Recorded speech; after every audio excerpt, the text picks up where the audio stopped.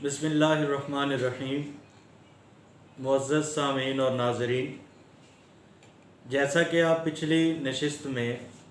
خدمت دین اور تحریک منہاج القرآن کے قیام کے مقاصد کے حوالے سے ایک بنیادی اور تمہیدی گفتگو سن چکے، آج میں تحریک منہاج القرآن کے قیام کا جو پہلا مقصد ہے، دعوت و تبلیغ حق، اس کے حوالے سے چند تفصیلاً مگر اجمالی طور پر باتیں عرض کر رہا ہوں۔ دعوت و تبلیغ حق یہ تحریک منہاج القرآن کے مقاصد میں سب سے بنیادی مقصد ہے کہ دین اسلام کی دعوت کو دنیا بھر میں کیسے پہنچایا جائے، اس دعوت کو کیسے پھیلایا جائے، اس دعوت کو دنیا بھر میں پھیلانے کے لیے کون کون سے ذرائع استعمال کیے جائیں، یہ سارا کچھ تحریک منہاج القرآن کے قیام کے پہلے مقصد دعوت و تبلیغ حق میں سمویا ہوا ہے۔ دعوت و تبلیغ حق ایسا مقصد ہے جس کے لیے تحریک منہاج القرآن نے دنیا بھر میں کروڑوں لوگوں تک دین اسلام کی دعوت کو پہنچانے کا کردار ادا کیا۔ اس دعوت و تبلیغ حق کے مقصد کے تحت ہی تحریک منہاج القرآن نے جاپان سے لے کے امریکہ تک اور ناروے سے لے کے آسٹریلیا تک دنیا بھر میں مختلف ذرائع اپنا کر اپنی دعوت کو پہنچایا ہے۔ یہی وہ دعوت ہے دین اسلام کی کہ لندن کی ویمبلے کانفرنسز ہوں یا ناروے کے اندر اور فرانس کے اندر امن کانفرنسز ہوں، اسی طرح واشنگٹن کی جارج ٹاؤن یونیورسٹی ہو یا امریکن انسٹیٹیوٹ آف پیس میں لیکچرز ہوں، اقوام متحدہ کا پلیٹ فارم ہو یا OIC کا اجلاس ہو، تحریک منہاج القرآن اور شیخ الاسلام ڈاکٹر محمد طاہر القادری مدظل العالی نے یہی دین کی دعوت ہر جگہ تک پہنچانے کی بھرپور کوشش کی ہے۔ دعوت و تبلیغ حق میں تحریک منہاج القرآن نے ہر طرح کے ذرائع دعوت کو اپنایا ہے۔ اس ذرائع دعوت میں تحریری طور پر یعنی کتب کے ذریعے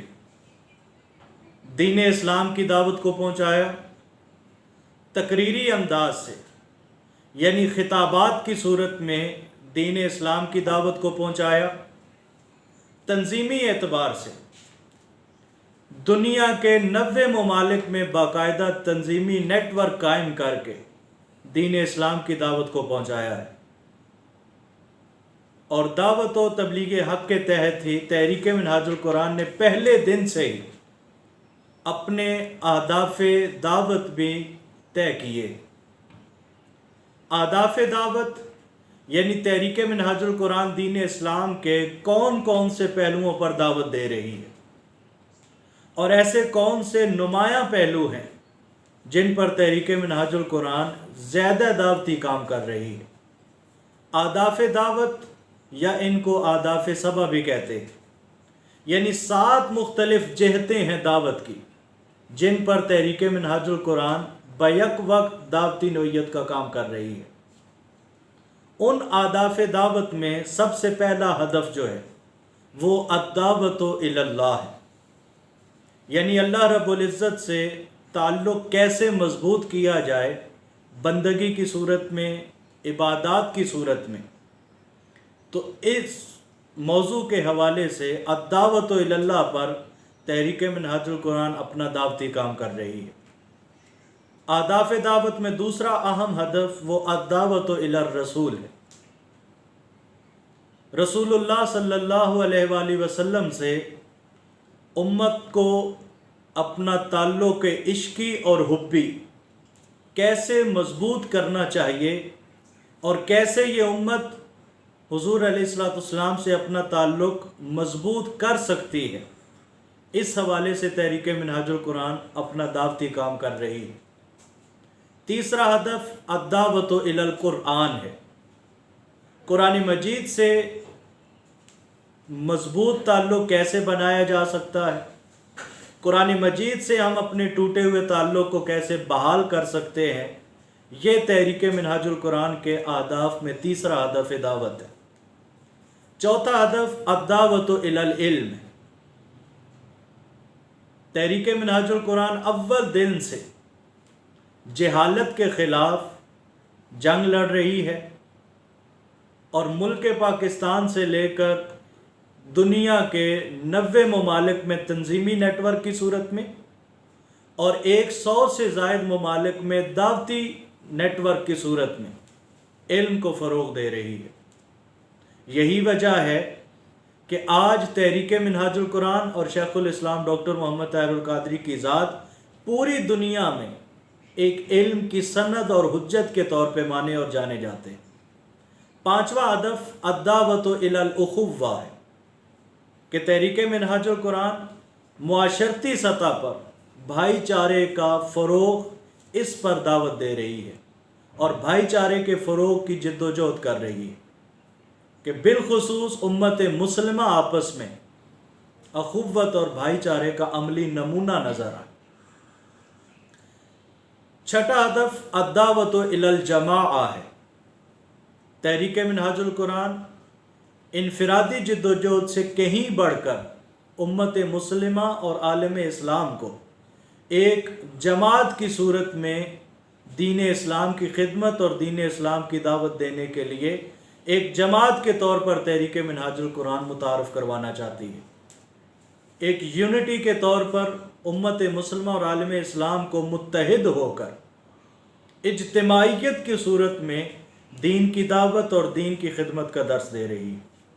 اور آخری جو ہدف دعوت ہے وہ الدعوۃ الی الاقامہ ہے کہ جس دین کی ہم دعوت دے رہے ہیں، جس دین کی ہم تبلیغ کر رہے ہیں، تحریک منہاج القرآن یہ چاہتی ہے کہ وہ دین عملی طور پر معاشرے میں نظر بھی آئے، عملی طور پر اس دین کی قدریں بحال ہوں، معاشرتی اور سماجی طور پر اس دین کی قدریں معاشرے میں نظر آئیں۔ اس لیے تحریک منہاج القرآن مختلف محاذ پر الدعوۃ الی الاقامہ کی نہ صرف جد و جہد کر رہی ہے بلکہ اس کے لیے دین اسلام کی اقامت کے لیے تحریک منہاج القرآن عملی کردار بھی ممکنہ طور پر ادا کرتی رہی اور کرتی رہے گی۔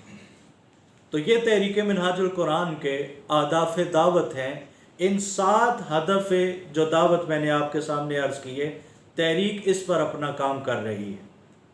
اور آخری بات یہ عرض کرنا چاہوں گا کہ دعوت و تبلیغ حق کے حوالے سے یہ جو اہداف سبع میں نے آپ کے سامنے عرض کی ہے، تحریک منہاج القرآن ان کے فروغ کے لیے، ان کی تبلیغ کے لیے جتنے ممکنہ ذرائع دعوت ہو سکتے ہیں، تحریک منہاج القرآن نے وہ سارے ذرائع دعوت اپنائے۔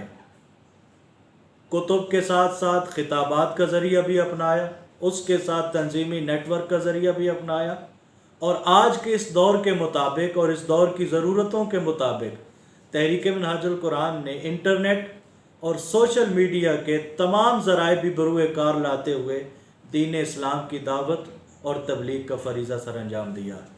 اللہ رب العزت ہمیں تحریک منہاج القرآن کو سمجھنے اور اس کے بالخصوص دعوت و تبلیغ حق کے اس پہلو کے حوالے سے